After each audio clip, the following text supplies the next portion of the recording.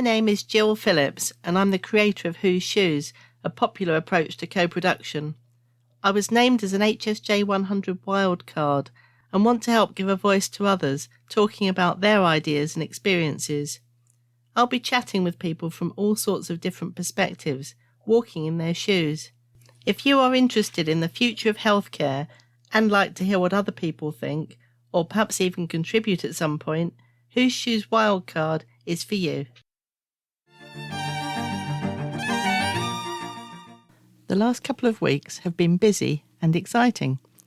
We've had some interesting invitations to work with NHS England and showcase some of our Whose Shoes work and the impact it's having. It's been rewarding to find so many people who really care about co-production and finding out what matters to people using health services.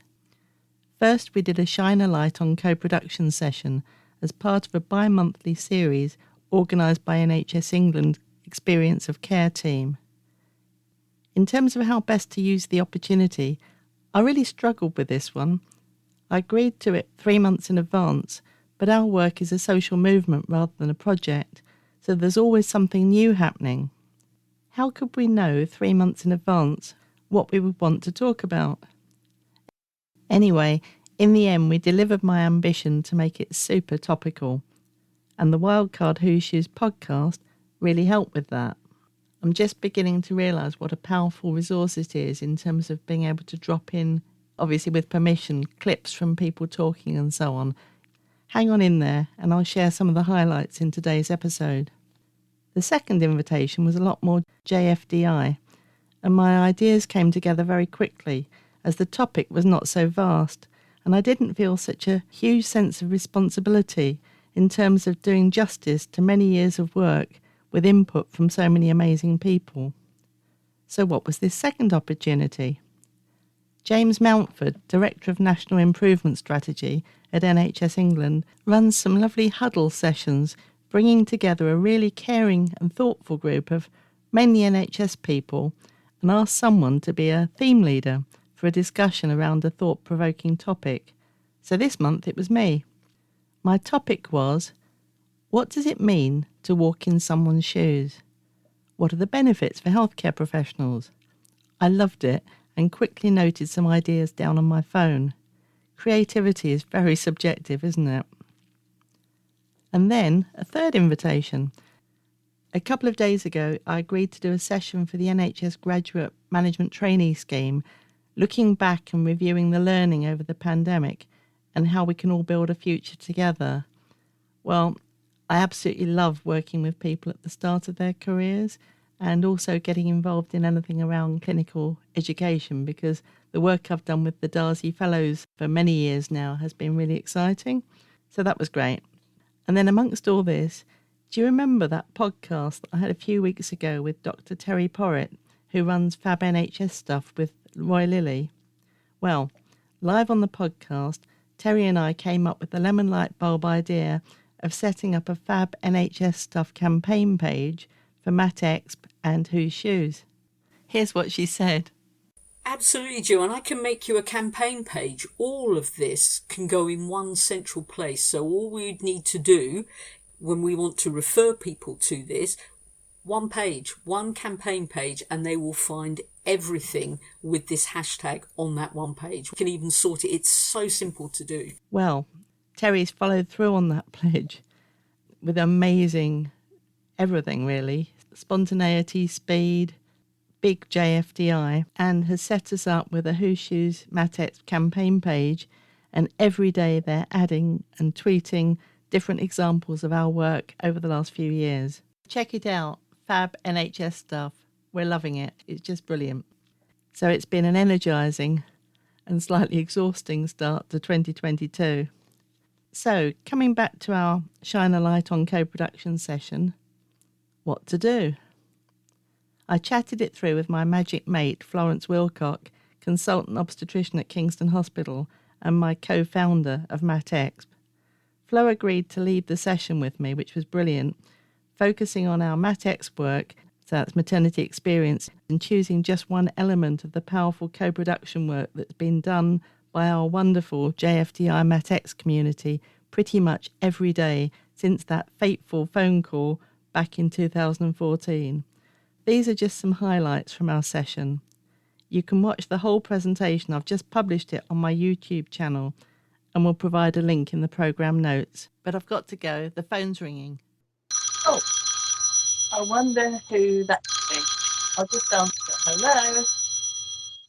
Hello. Hello, my name's Florence. I'm an obstetrician at Kingston Hospital, and I've been seeing all sorts of dementia workshops in Kent on Twitter. And I'm part of the London Clinical Network looking at maternity experience. Do you think hooshoes would work in maternity care? Oh, that's a really interesting question. Kath Evans asked me that a while ago, and the rest, as they say, is history. So how do we tell you about the work that we've been doing since June 2014? I think to start with giving you a taste of one of our workshops. So this is a MatEx workshop working with the fabulous maternity team in Brighton.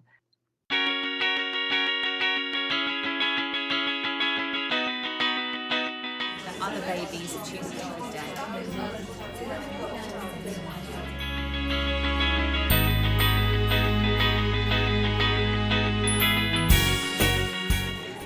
Yeah, I think you're going to have to watch the YouTube video for this bit. Honestly, we had the most amazing session.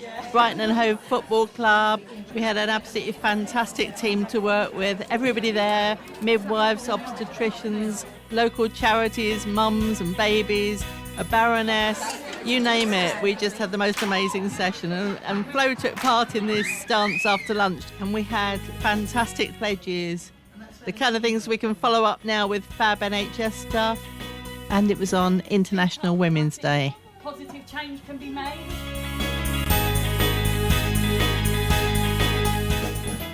That is co-production to us. So this approach has now got over 80 NHS trusts using the hooshoes approach in maternity care. And we do work around lots of different topics as well, as you heard from Flo. The big work that we did around dementia care back in 2013, 14 and since was the driver to actually bring this approach into maternity services. And now we do virtual sessions as well, although we do really prefer being in the room with judging the cake. It's more fun. For the session today, 7.5 years of co-production in 20 minutes. You ready, Flo? Yes, I am.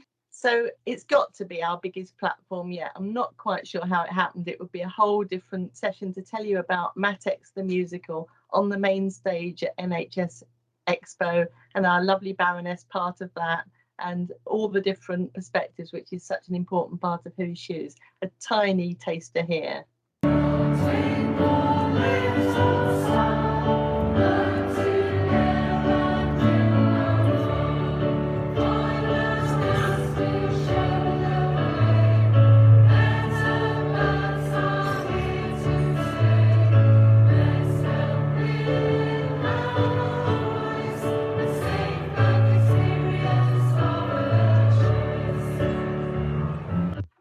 A safe birth experience of your choice. That's pretty much what needs to happen in maternity care.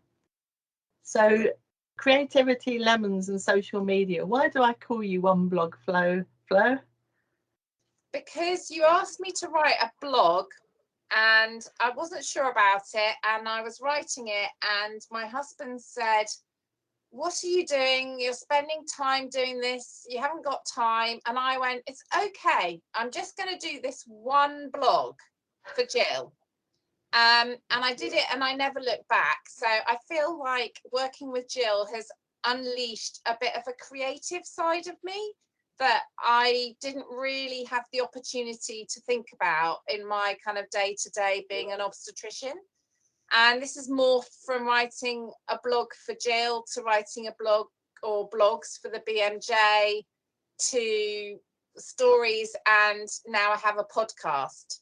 So yeah, it's kind of grown from that one challenge to write one blog. And your podcast has now got 80, how many episodes is it? I'm just recording 88 this week. Yeah, 88. Another fabulous resource for people to dip into all aspects of maternity care, aimed at people who, what I love, Flo, is when you say sometimes you might think this is a bit odd, and it's just at the moment I'm thinking things are a bit odd. So Good. you bring it alive for people, and that's what it's all about. Thank you. So a big shout out from me for the Obs Pod. And we went on to talk about pledges and to show some examples. Some of this stuff obviously works better in the live presentation with pictures and slides and so on. So dip in and take a look at the video. So the challenge was, with all these rich examples of best practice, how to do justice in about 20 minutes. We decided to focus down on the middle of our 3 big maternity projects, Nobody's Patient, because that's about women and families who fall through gaps in services. And within that, we decided to focus on just one of the groups. So it's like a sub-theme of one of our projects, but it's just got so much energy at the moment. And this is the story we're trying to get across. This is not a project. It's a social movement, and the energy keeps going on and on. So I've been a nightmare with this presentation, trying to bring in things that are really topical now, because that gives you a flavour of just how something's always happening. So families with newborn babies in neonatal units. So Flo, tell us a bit more about Nobody's Patient. So there was a challenge fund, and there was some money for doing a project in maternity experience, and we decided, because they'd called it the MatX Challenge Fund, which was really our hashtag, that we better bid for it. And overnight I didn't really have many thoughts, and then I woke up in the middle of the night, which is sometimes what happens, with an idea. And it was based on one of our parent leaders, Lee Kendall, who'd had a very premature baby. She had a life-threatening illness herself, and her baby boy Hugo was in neonatal care when she was in intensive care. And I knew her story, and it suddenly made me think, this is the opportunity to close those gaps, the gap between maternity services and neonatal services. So one is a paediatric department, the other is maternity department. Can we try and close those gaps? And while we were putting together the bid, which involved several parents, the London Clinical Network, my hospital, my local tertiary centre, St George's, as well as Jill and Anna, who does our lovely graphics. Well, while doing that, someone tweeted that they felt like nobody's patient, because they felt they were stuck between maternity and neonatal. They didn't belong to anyone. They were nobody's patient. And that's how we came up with the name. We could invite loads of people to join us. We're all equals together. Today we happen to be hearing from Helen Calvert, who again, like Lee Kendall, was one of our amazing mum leaders, parent leaders within this work. They're not just being involved, I use an icon of wild horses every time I talk about Helen and the work that she did. So let's hear directly from Helen. Theoretical mummy. 6 days old, so fragile, so new. He'd been in intensive care, now moved to HDU. I wasn't too sure what I was meant to do. Still wired up, a drain in his tummy. I felt like a kind of theoretical mummy. "Okay, come on, Mum, you change his nappy." The voice was abrupt, verging on snappy. "You're going to have to learn how to do this, you know." At best, robustly encouraging. She was clearly the boss. Years of experience under her belt. Or she didn't give a toss. Not a clue how I felt. I felt she wanted to kick my backside. I felt sick. I just wanted to hide. I turned around and walked off the ward. Did nobody see I was anxious or frightened? I started to feel guilty for behaving so badly. And no one suggested I shouldn't feel that way. Hi everyone, I'm Helen Calvert, and thank you so much to Jill Phillips for asking me to talk to you all about co-production today. My journey with Jill, co-production, Whose Shoes, maternity, all kinds of different campaigns and experiences started when my youngest son was born with a congenital heart defect. He has hypoplastic left heart syndrome, and he's had 3 major surgeries and 1 minor. He's now 7 years old, doing very well. And whilst I was in hospital with him, in a paediatric hospital with him when he was about 5 months old, I really saw the lack of qualified breastfeeding support on paediatric wards and in paediatric hospitals. It was very noticeable, and I already had quite a substantial network of mums because I was running a Facebook group for mums at the time, and it became apparent this was quite a widespread issue. So I took to Twitter, which I had never really used before, to find people in the breastfeeding world and in the paediatric world who were interested in this as an issue to discuss. And I met some amazing people, fantastic people working in all areas of infant feeding, lactation, paediatrics, put together a great network quite quickly, actually. There was a lot of enthusiasm. And that led to the hospital breastfeeding campaign, which I ran for a few years. And I had the privilege of handing that baton to the Hospital Infant Feeding Network, which has been set up by Doctors Victoria Thomas and Ilana Levine. If you're not aware of their work, do look up hifn.org, and they have a group on Facebook. So they are now leading the charge when it comes to infant feeding support on paediatrics. And that would not have happened if it wasn't for the conversations that I started having and that people started having with each other through these networks. So that is just incredible to me because I'm still in the Facebook group. I'm not involved in the campaigning anymore, but I can see not just the progress that's being made, but the conversations that are happening, the people who are talking to each other from different hospitals, from different areas, from different professions, lactation consultants, private practice coming together with NHS. And it's just so wonderful to see the right people having these conversations together. So that's really exciting. Part of being on Twitter meant that I met Jill and Flo, who run the MatExp campaign, Maternity Experience campaign, and I got heavily involved in that as well. And that's how I came across Jill's incredible Whose Shoes methodology, which I am just such a fan of, because it's all about bringing the right people together to have these conversations. And I think we all know that getting people in a room, getting the right voices together, hearing from a diverse group of people is important. But what Jill does is there are no token voices in Whose Shoes. So if you are a group of parents, then the healthcare professional is not the token voice. If you're a group of doctors, the patient or the patient parent is not the token voice. You're all equal. You all have valid things to say, and there's no hierarchy. It's just people all talking together with equal input. And it's the questions that are asked that really get you and really make you think differently about issues that you might have had strong views on for such a long time. So I really enjoyed that methodology and seeing how Jill worked and seeing how she just uses energy, goes where the energy is, and just brings people together to have these vital conversations. And it was such a privilege to be able to connect her with Joanne Minford at Alderhay Children's Hospital, which is where my son is looked after, and Whose Shoes came to Alderhay, which was just incredible. And I was able to attend a day with the Whose Shoes game being played by board members, parents, nurses, janitorial staff, just everybody, just exactly what you want, just everybody in the room and having these really important discussions. And that was such a joy to see. And it's not that the parent voice isn't listened to in the NHS, it really is. But it's often on quite a tokenistic basis, and also it's often quite piecemeal.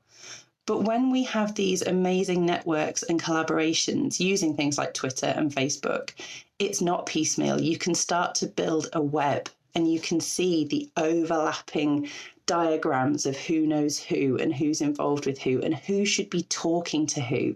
So we're not reinventing the wheel. we already know, oh yes, so-and-so's done that in another hospital, let me put you in touch with them, which is just so powerful. So I think if you thought that was powerful, that was Helen Calvert telling, if you imagine an iceberg, I'd say that the little snippet that she had there in terms of both her contribution, it's the little tiny tip sticking up above the water, she did so much, and also the story and what happened at Alder Hey, and using regular Whose Shoes workshops, a series of them, and uniting behind the key messages, not what I think anymore, but what we said, using the powerful graphic records, and ultimately leading to a new neonatal unit in Liverpool. That is a huge story. So those resources, Theoretical Mummy, one of the many poems, we've always used poems in Whose Shoes, and as Helen said, crowdsourced scenarios, provocative, really trying to reach the parts that other tools perhaps don't reach in terms of the real issues that people need to talk about. And that's where, in a way, it got really exciting, because we were able to build on the work that was originally done in Nobody's Patient and bring it bang up to date, talking about family integrated care, talking about the scenario that we wrote for Whose Shoes all those years ago, when family integrated care just seemed to be an innovative, idyllic practice in Canada, whereby the parents of children in a neonatal ward are actually the primary carers. Our scenario included the words, if parents are not fully involved in the care of their baby, what hope is there that they can explain things to their GP, health visitor, or other professionals when they finally go home? And again, a poem shared at the Shine a Light session, illustrating that when things don't join up, parents can feel that they are nobody's patient. Falling Off the Pathway was a poem that you particularly love, I think, Flo. Would you like to read that one for us? Absolutely. Falling Off the Pathway.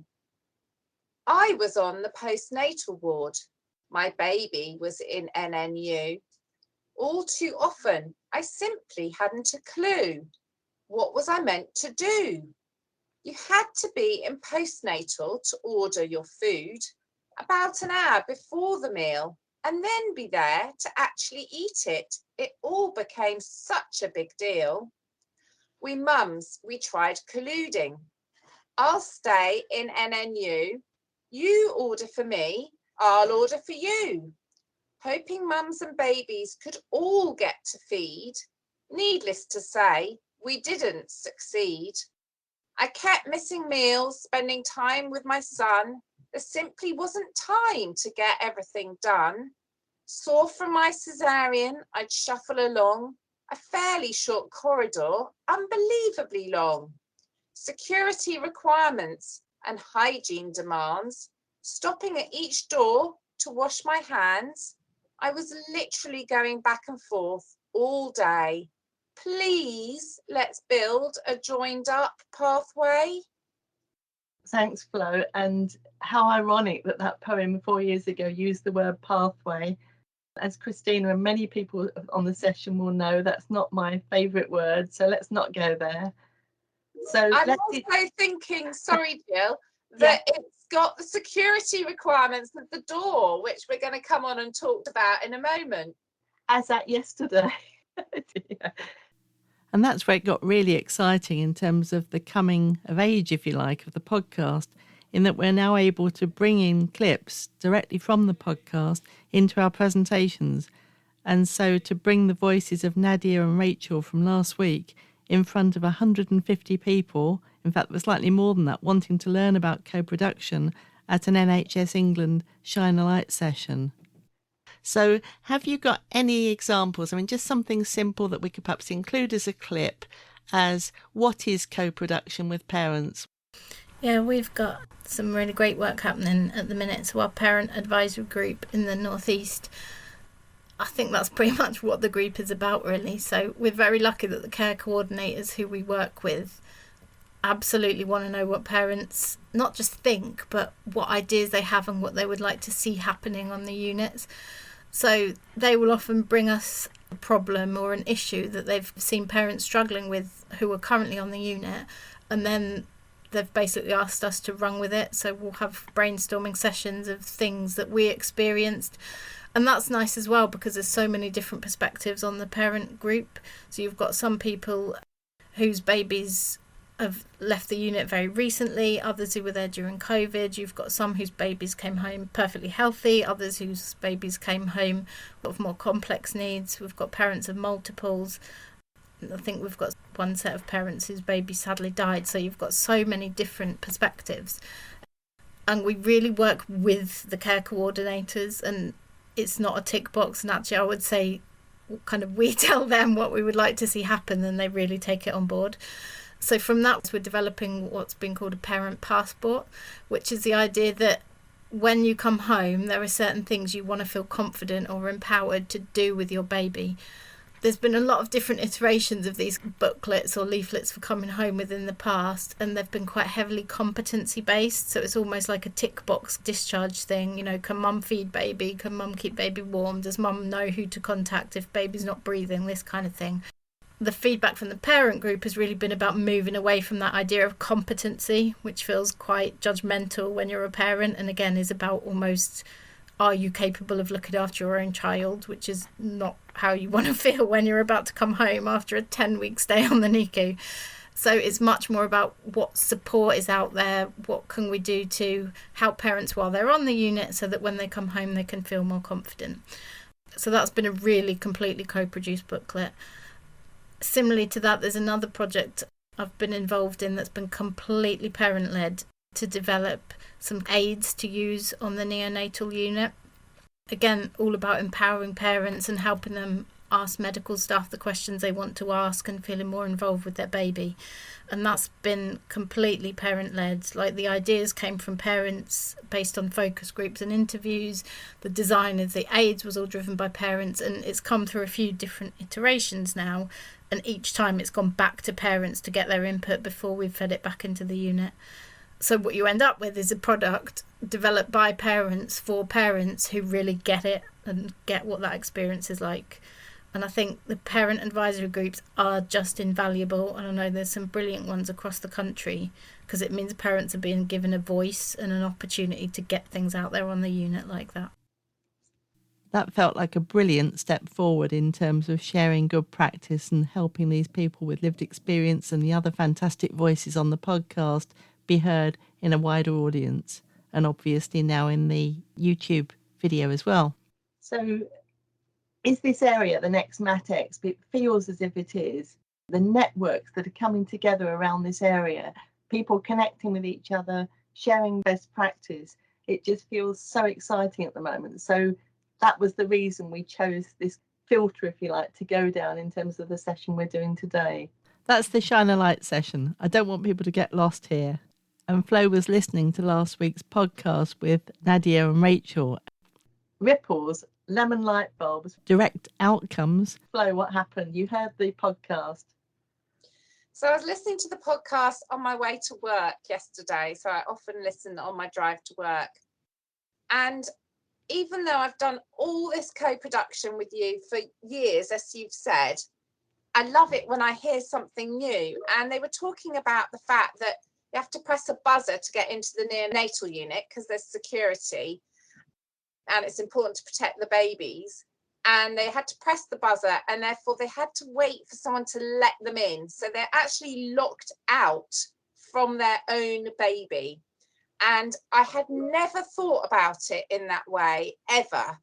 And they made a really simple suggestion that you could just have a fingerprint, so that when a baby was born, you record the parent's fingerprint, and then the fingerprint could access them into the neonatal unit while their baby's there. And then when the baby's left, you can always remove that fingerprint, can't you?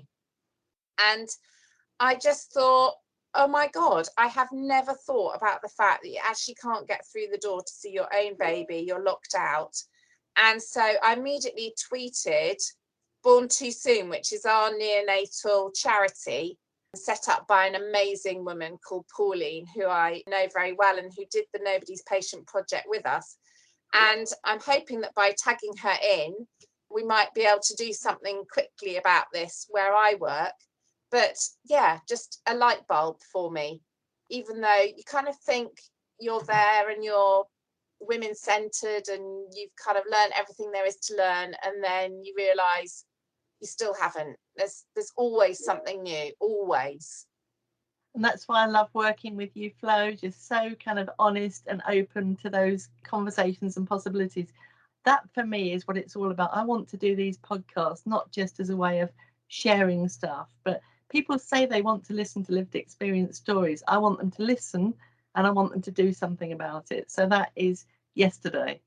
The other bit of the podcast that caught my attention was, can't remember if it was Rachel or Nadia talking about what is family integrated care like for professionals, because one of the key things about our co-production is it's not just about lived experience, it's not just about listening to the parents, it's about listening to the professionals, because the professionals may have anxiety about changing things, letting go, allowing, I use that word in inverted commas, parents to do more, and what impact that will have on the safety of the babies or what their working practice is like. So co-production is about listening to all sides, not just one side. So it'd be wrong to think that replacing and bringing in lots of lived experience is the only answer. You've got to listen to everything. And that obviously is central to Whose Shoes. Our scenarios are from all perspectives, and that's the power of it, not just listening to any one group, but people suddenly realising what it's like to be on the other side of the fence. It's something that comes up over and over again, and then almost a kind of feeling of relief and actually talking together. So an old tweet from Christina I found, co-production, lived experience, but also listening to these staff voices, everyone is catching fire and it's exciting. We do have more formal outcomes as well, depending on obviously the support we get with different things. So from our 3 big maternity projects, that's the generic maternity project, Nobody's Patient, the one we're talking a little bit about today, and Mind and Body, which is around perinatal mental health. We've managed to come up with 3 books of very, very transferable, adaptable case studies. Help us share them. They're not reaching people in the way that perhaps they could do. And sometimes if links are broken, and you've included that in goodness knows how many blogs, we all need to work together and make sure the whole thing joins up. So another very quick example, but one I'm so proud of, and Alice has been a guest on the podcast series already. Here's Dr. Alice Ledoux, who we connected with at one of our Whose Shoes workshops. We've translated and adapted and goodness knows what some of the cards into Luganda, the local language. They've been used in Uganda, and Alice has just won the Vice Chancellor's Award at Bournemouth University for her PhD work using Whose Shoes with men in Uganda, and it's being written up at the moment on the Patient Safety Learning Forum. Loads and loads of examples. I've just tried to pick out a few highlights. So let's leave the women to finish our session. This is what MatExp is about. Sally Jane challenged us to do a rap to tell you about MatExp and put it on the map. Mums are here to help lend a hand, to tell you how we feel and help you understand. We do stuff together, we get things done. Come and join us, MatExp is fun.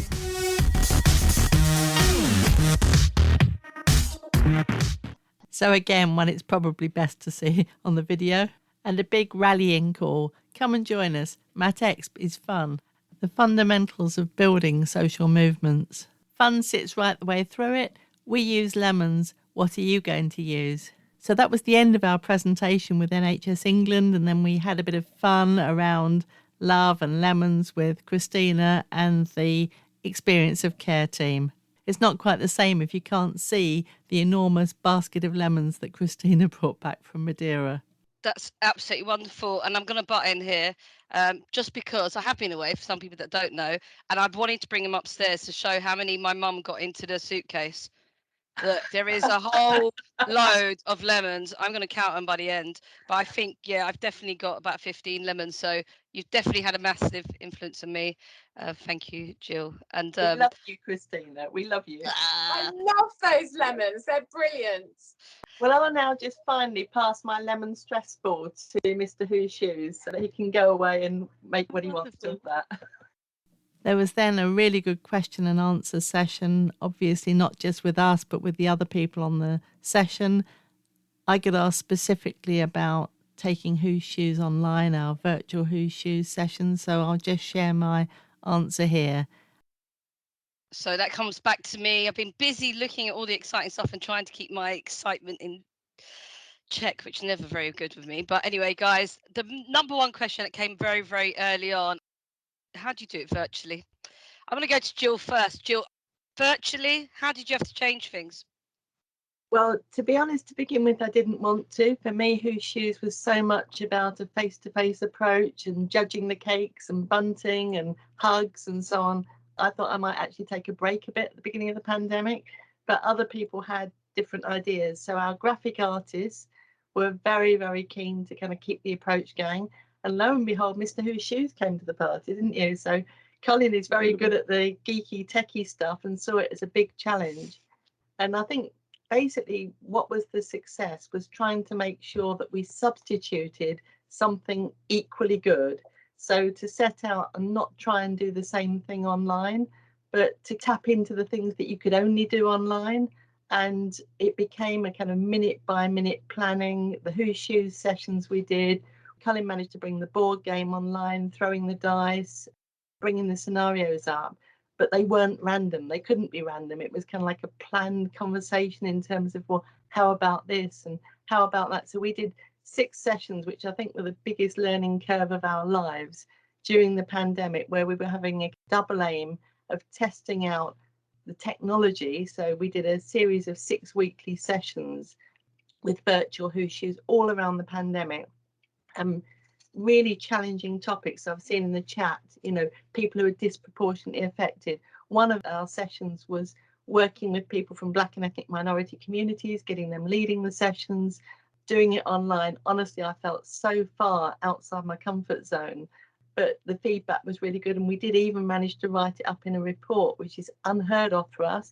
Now, a little snippet into Who's Shoes, that was apparently that the Scottish government were interested.